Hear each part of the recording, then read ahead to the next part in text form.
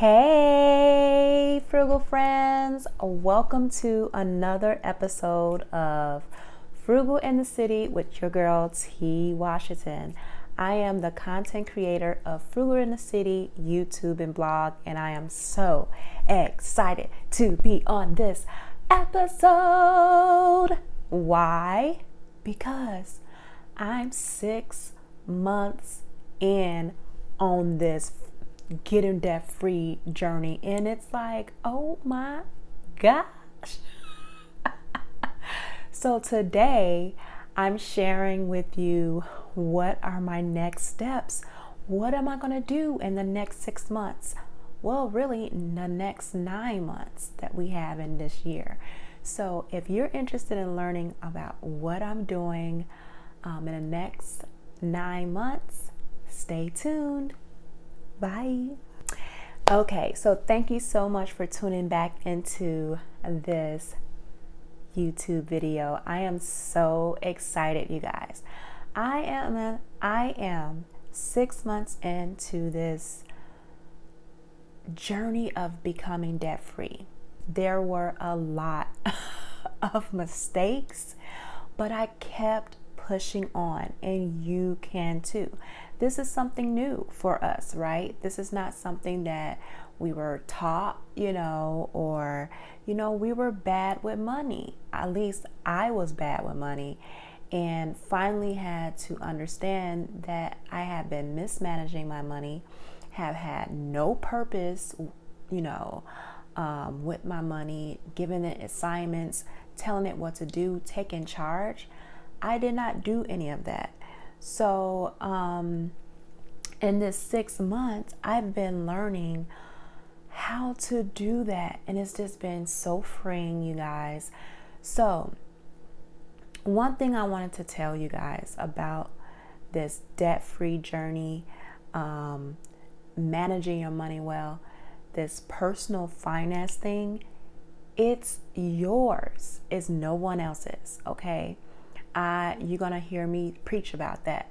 It's nobody else's. It's your finances. It's personal finance, right?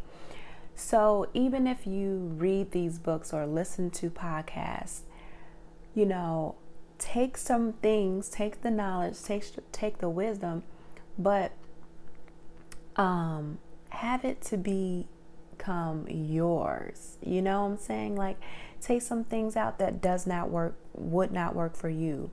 Or like, I know Dave Ramsey is all about the gazelle. I didn't take that route. And he also suggested that you save your emergency fund right away, quickly. I didn't do that either. For me, I had to learn how to save money towards a goal. That was for me. So it's a little bit out of terms or text from other people, but it's my personal journey. So for me, being a stay-at-home mom, I'm not working, right? I don't have money coming in from a job, but my husband gives us money every pay period. But he give us money every week, and it's my job to manage that. And I was mismanaging it for so long, for up to 2 years. So until I had this moment with Jesus about you need to manage your money. You're talking about you want this, you want that, and you can't even manage the money that you have in your hands. Okay? Be faithful over a few things, and then he'll make you rule over much. And I was not being faithful with the few that he gave me. So I had to learn over time how to do that, how to break the habits that I, was so used to doing. And so was my first step. It was just to learn how to like reprogram my thinking in a way to do it better. So I gave myself a goal, because I was just like, okay, so I am not, because I'm a stay-at-home mom, I can't get a job or do all of this stuff that will conflict our schedule. So I had to work with what I had. And so my goal was to set us up for success. So I saved money for a class, to take a real estate class.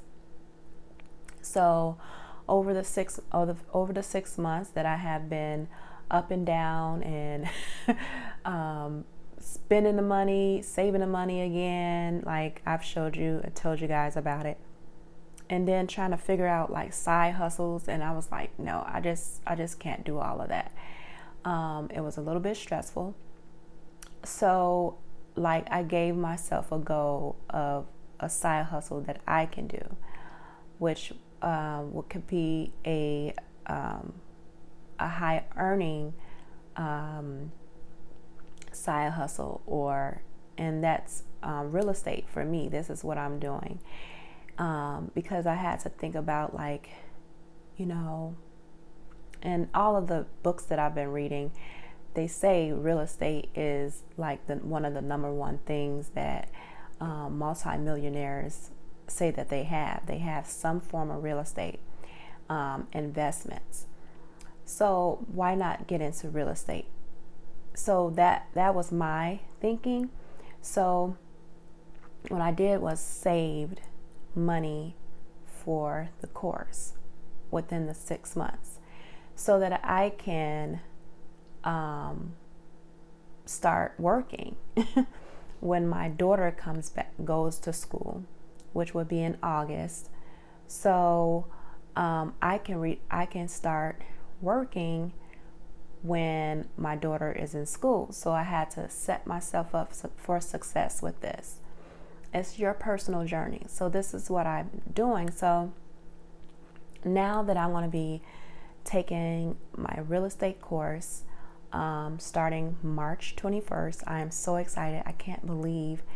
But I missed the first one. The first class that I was supposed to take was in January. But I stay focused on the goal. I stay focused on saving and getting things together. So I'm now able to take my real estate course starting March 21st, and it ends May 7th, May 8th. So I'm going to have to take my test and everything, and I'm going to pass it. That's my confession, is to pass this test, right? But in these are the next steps of just preparing our family and setting us up for success, to be able to create generational wealth. This is my path. So now that I have done that, my first step within the next 9 months is to start saving, to save that emergency fund. That's what I'm doing. And to also have some savings just for me, personal savings. So I plan to save $1,000 within this year, and $500 for me, just personal savings, whatever, or it can be part of the business savings, I don't know. But to have an emergency savings of $1,000 and personal savings of $500.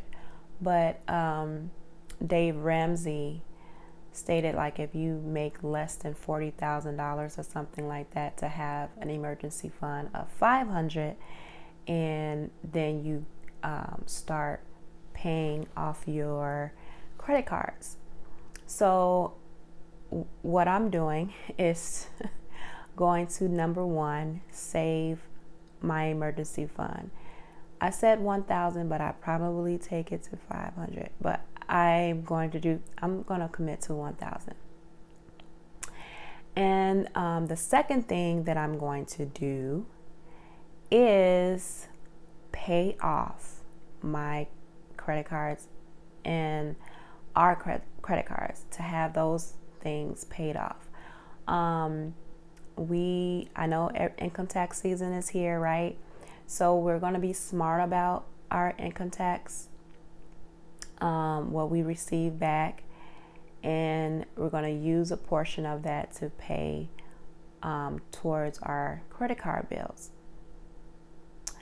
And once the credit card bills are paid, then I know I'm going to be making small payments towards my student loans, but not as big, because I'm doing the snowball effect of paying towards my credit card bills. And once the credit card bills are taken care of, the amount that was being taken to pay off the credit card bill will then go to pay off the student loan. So that's my plan for the year of 2020. I feel like it's just going to be really, really awesome. That's like on the basic level, because, going into real estate, I already know that I'm going to have different expenses and things that's going to come to a head. But I'm thinking of ways now that I can have money being created with what I'm doing with Frugal in the City. Like, I'm not going to go outside of what I'm doing. Real estate is still Frugal in the City, because I want to let you guys know, when I get my real estate license, I'm so excited when I do receive that letter that I passed the test. I'm going to let you guys know what I will be doing with that real estate license and how I plan to use it. So I'm really, really excited about that, because it's something near and dear to me. I did not know about this. Well, I had visions about this years back, like in my 20s. So it's just really crazy to see how it has come into fruition, of just, of where we are now, like with me finally saying, okay, take care of my finances. But then I can't believe, like, okay, I'm about to become a real estate agent. So, yeah, that's what I plan to do within the next 9 months to set us up in 2021. Just crushing goal after goal after goal, and sticking to it and learning even more and becoming more disciplined. So, yeah, so the first thing that I'm going to do is save that emergency fund. The second thing is to pay off the credit card bills and use the snowball effect of, after paying our snowball bills, to start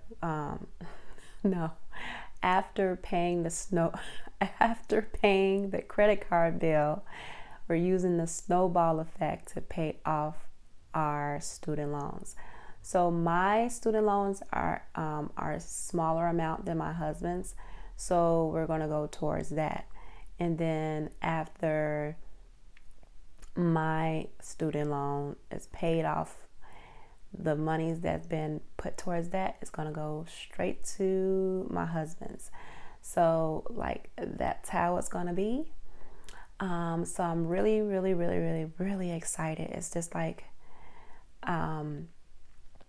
after reaching this goal of saving for this course, that was like a test to me, like, okay, now I can do it. Like, I have found discipline with doing it. I gave my money a purpose to accomplish, and it did exactly what I told it to do. I had to be disciplined. So discipline, discipline, discipline, you guys. And I'm going to talk to you guys more about self-discipline in the next video that I have for next week. But I just wanted to let you guys know where I'm at, 6 months into this, and where I'm planning to go in the next 9 months. So yeah, I hope that you enjoyed this episode, and I'm rooting for you guys. If I can do it, you guys, I promise, if I can do it, a person who has had no willpower, okay, like making money and did not know where it went, to now having an understanding of where my money goes, what it's going, it's fueling like our values, our family values, our personal values, and now reaching this small goal of just being able to pay in full for a course that's going to benefit us. I am just so excited. This is just the beginning, and yeah, I'm really excited about seeing what God's going to do in this as I'm being disciplined and leaning into his leading, his direction, what I'm supposed to be doing. So yeah, girls. Yeah, Frugal Friends, I'm so excited. So I hope that this encouraged you to keep going. Even if you fail 1 month, pick yourself back up like I did. It took me 6 months to get to this goal, but I continue to pick myself up. You cannot stay in a rut, say you can't. Just pick yourself up from where you left off, wherever you failed in. Plan to succeed, plan to crush it the next time, and continue to do it until you get to where you want to be. So with that being said, be frugal with purpose. All right, bye.